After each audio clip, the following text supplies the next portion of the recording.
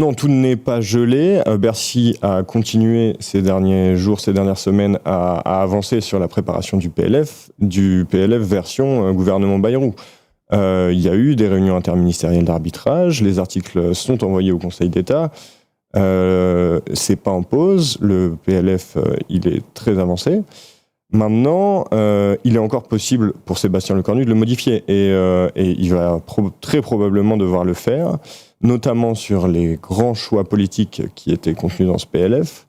On se rappelle, par exemple, c'est possible jusqu'à très tard, en fait.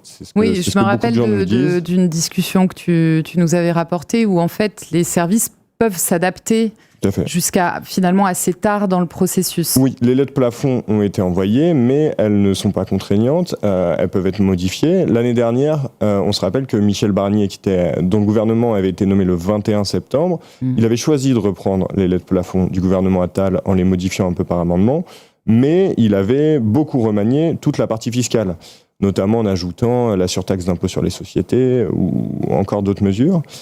Et donc ça va être le moyen pour Sébastien Lecornu, justement, d'intégrer de potentiels compromis avec les oppositions qui vont devoir s'abstenir de le censurer pour faire passer ce budget.